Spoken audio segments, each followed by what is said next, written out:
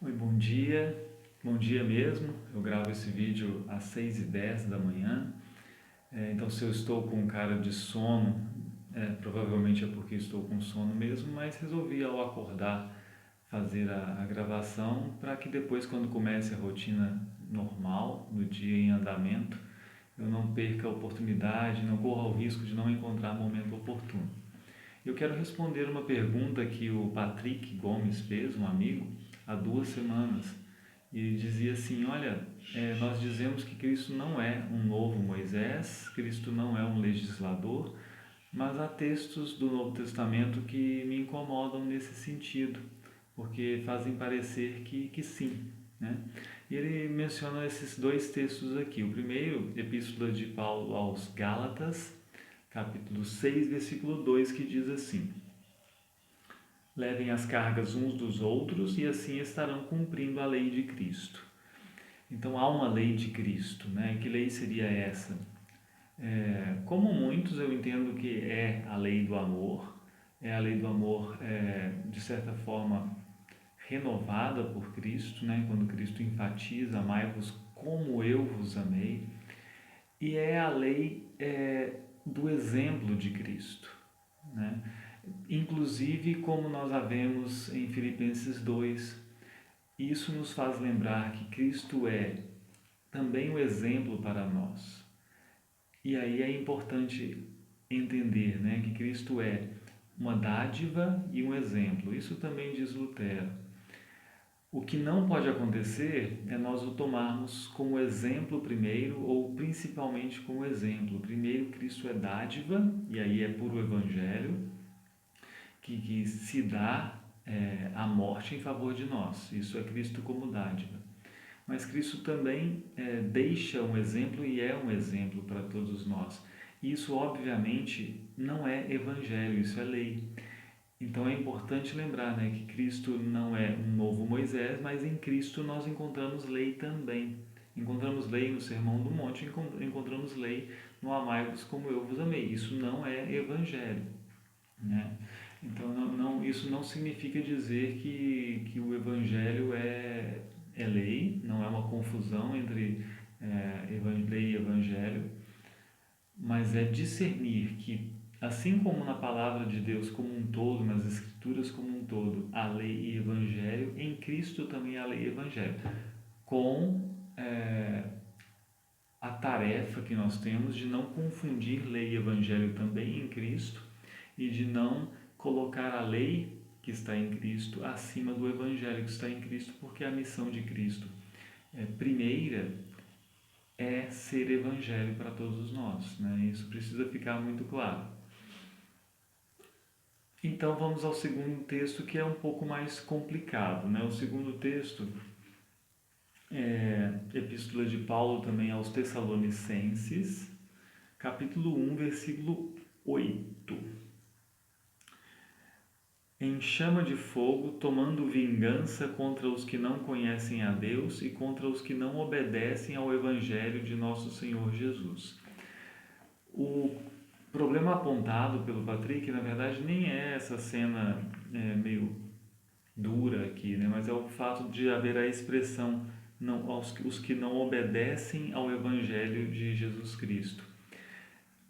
Por quê?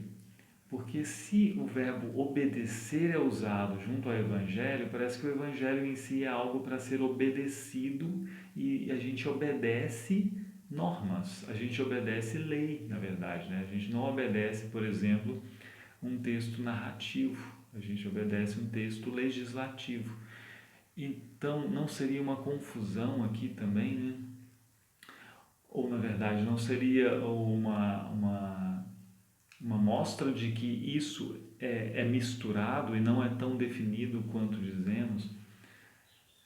Eu aqui tenho o cuidado de dizer, né? Eu não quero fazer uma escavação de sentido de termo para me livrar de um texto problema, né? Não é esse tipo de atitude que eu quero ter, mas eu acho muito necessário a gente revisitar o texto e o termo que está por trás desse obedecer aqui, que foi traduzido por obedecer e que é comumente traduzido por obedecer no Novo Testamento, é o termo hipakuo, o verbo hipakuo, que obviamente, né, eu não quero impor a partir da etimologia um sentido, mas não é um exercício etimológico minimamente difícil aqui perceber o que está por trás na formação desse verbo, né? O hipakuo é o hipó, que é a preposição de baixo, e o akuo, que é o ouvir, e o akuo que dá o nosso acústica, por exemplo, né?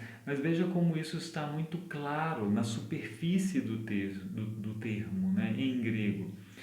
Mesmo um não falante nativo de grego, ele, ao escutar esse termo, ele tem imediatamente de onde ele vem, né? De onde, por que ele é formado, né? Não é uma formação que fica escondida ao longo de camadas, de séculos, de tempos, né? Ela é óbvia.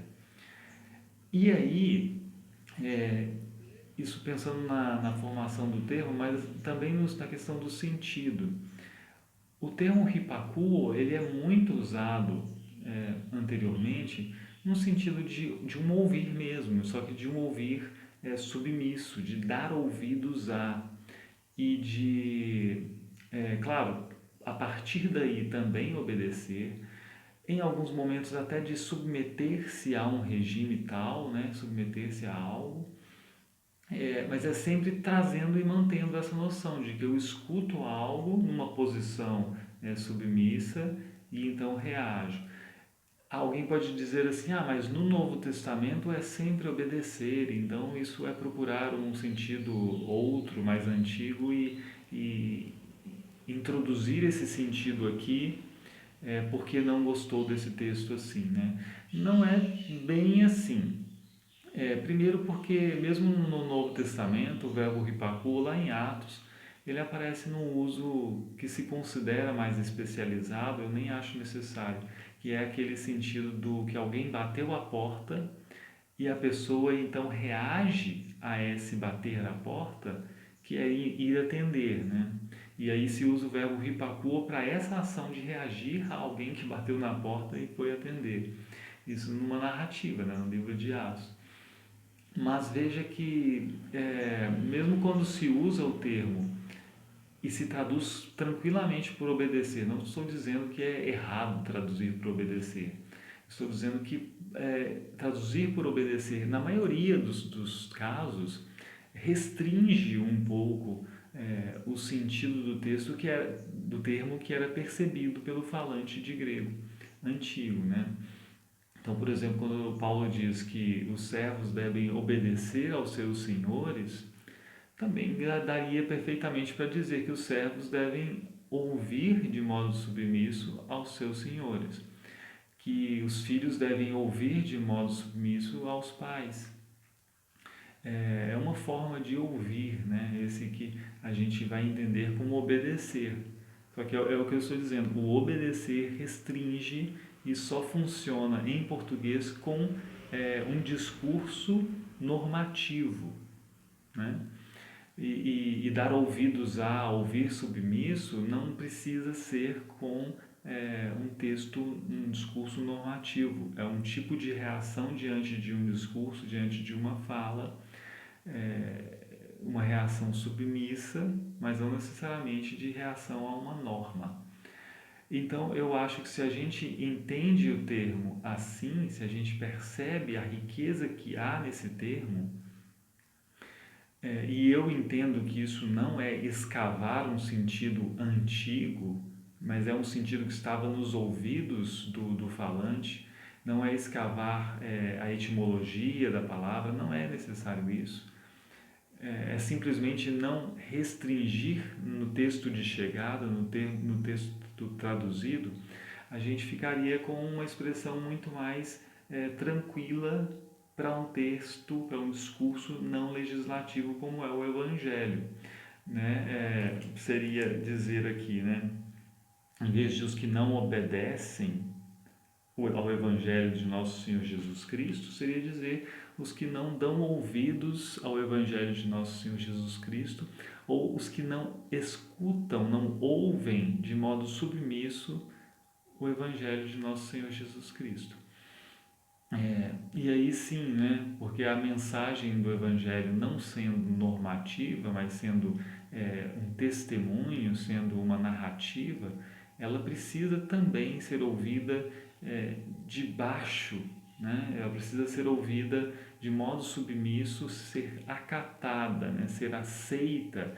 E alguém vai dizer assim, mas você está falando de aceitar o Evangelho, na verdade é Deus que me aceita. É claro, né? Mas lembremos que teologia não é matemática, e a gente tem perspectivas e pontos de vista diferentes sobre o que acontece. E a partir de certa perspectiva humana, eu digo que a gente aceita o Evangelho, a gente o escuta de modo atento, o escuta de modo submisso, como submissos que somos, né, à mensagem de Deus. E é certamente assim que nós devemos escutar tudo o que Deus diz, tanto o que Ele diz de lei, quanto o que Ele diz de Evangelho, como estando submissos a esse que nos fala, né?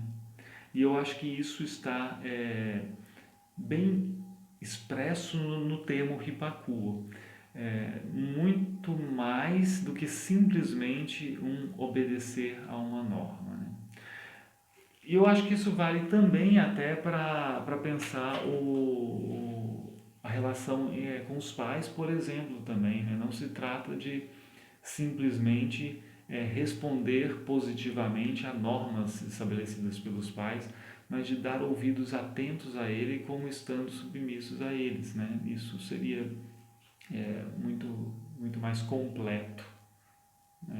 Eu, como pai, não gostaria que minhas filhas simplesmente obedecessem às minhas normas, mas que escutassem também o que eu digo sobre a vida, o que eu ensino em geral, e que valorizassem o que eu digo, além de simplesmente reagir e cumprir o que se manda.